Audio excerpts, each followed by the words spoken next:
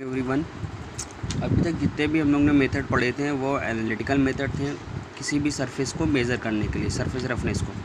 ठीक है, वैसे तो इस तरह से बहुत मेजर मेथड होते हैं, जैसे कि कंपैरिजन मेथड भी होता है। उसमें हम लोग लाइट का इंस्पेक्शन करके और टच इंस्पेक्शन या देखने से विजुअल इंस्पेक्शन, इस तरह से भी सरफेस का इंस्पेक्शन करते हैं।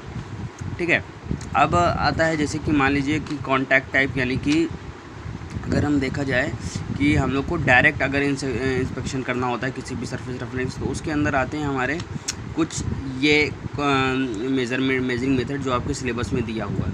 बहुत सारे हैं ऐसे, तो ये जो आता है ये आता है स्टाइलस मेथड के अंदर। ठीक है, किसके अंदर आता है? स्टाइलस मेथड के अंदर। ठीक, ये आपका आता है स्टाइलस मेथड के अंदर, क्योंकि ये टॉमलिंसन और जो टेलर हॉब्सन टेलीसर्फ, वो दोनों कैसा मेथड है, दोनों में क्या होता है, हम लोग एक स्टाइलस या एक प्रोब यूज़ करते हैं।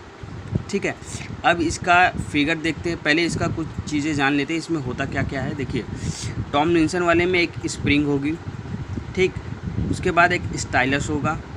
ठीक है, फिगर में दिखाता जाता हूँ मैं आपको। ये है आपका टॉमलिंसन।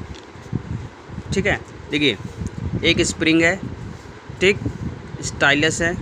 ठीक है, ये स्टाइलस लगा हुआ है आपका, ये आगे वही डायमंड प्रोब पूरा प्रोब या स्टाइलस एक ही बात है।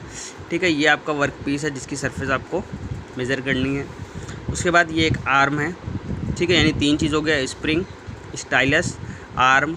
ये हो गया आपका लैब स्टील का सिलेंडर। ठीक, ये हैं आपके फिक्स रोलर, ये और ये आपके फिक्स रोलर हैं। ठीक है, उसके बाद ये हो गया आपका स्मोक ग्लास, ये वाला, ये स्मोक ग्लास हो गया। और ये हो गया आपका, यहाँ पे लगा होता है आपका डायमंड स्क्राइबर। ठीक है, ये पांच चीज़ हो गई, 2 3 4 5 6 7, ये 7 चीज़ हो गई हैं। ठीक, अब इसकी वर्किंग देख लेते हैं इसमें, या इसके मेन तो 7 कंपोनेंट हो गए। उसके बाद वर्क पीस है, स्किड है, बॉडी है, ये तो अलग ही चीज़ है, ये आप एक्स्ट्रा में अपना ऐड कर सकते हैं।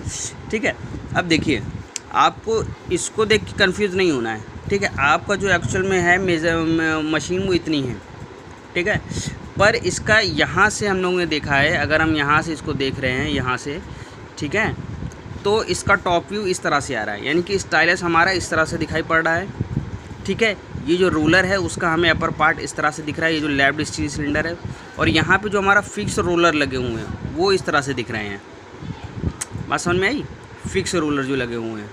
ठीक, अब उसके बाद ये जो हमारा आर्म लगा हुआ है डायमंड स्क्राइबर, ये जो आर्म है वो इस तरह से गया है, इसी से अटैच है ना, ये वाले लैब्ड स्टील से। तो लैब्ड स्टील से हमारा आर्म अटैच है, और उसके आगे ये स्क्राइबर लगा हुआ है, इस तरह से कह रहा था,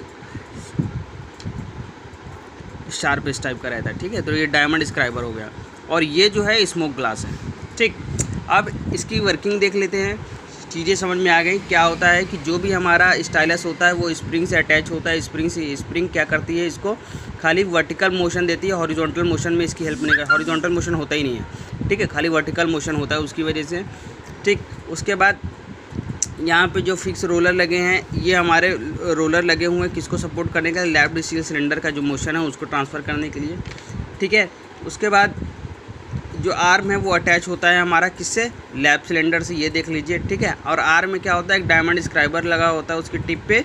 ठीक है, जो कि टिका होता है किसके ऊपर, स्मोक ग्लास के ऊपर। ठीक, ये इसकी एक तरह से कंस्ट्रक्शन हो गया। वर्किंग देख लेते हैं। वर्किंग क्या है कि अगर जब इसको हमें मेज़र करना है, तो जब हम ये अपने डायमंड स्क्राइबर को या स्टाइलस को हम जब किसी सरफेस के ऊपर से ले जाते हैं, तो जो सरफेस में अप एंड डाउन मोशन होता है, ठीक है, उसकी वजह से, इस मोशन की वजह से, ये जो मोशन हो रहा है इसकी वजह से क्या होता है, ये जो हमारा लैब्ड सिलेंडर है, ये लैब्ड स्टील सिलेंडर, ये क्या होता है, रोटेट होता है, जिसकी वजह से जो हमारे फिक्स रोलर है वो रोटेट होता है। फिक्स रोलर के रोटेट होने से क्या होता है, जो हमारा आर्म है वो हमारा ये जो आर्म है वो क्या होता है, मोशन करता है।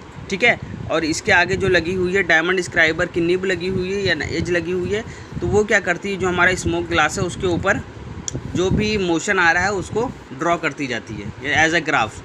ठीक है, तो इससे हमें पता चल जाता है कि कहाँ पे सरफेस ऊपर है, कहाँ पे सरफेस नीचे है। ठीक, कहाँ पे सरफेस में रफनेस ज़्यादा है, कहाँ पे सरफेस में रफनेस कम है, ठीक है।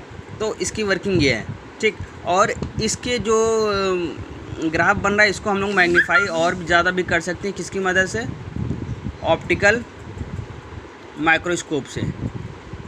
ऑप्टिकल माइक्रोस्कोप की मदद से इसको हम लोग और ज़्यादा मैग्नीफाई कर सकते हैं, ठीक है।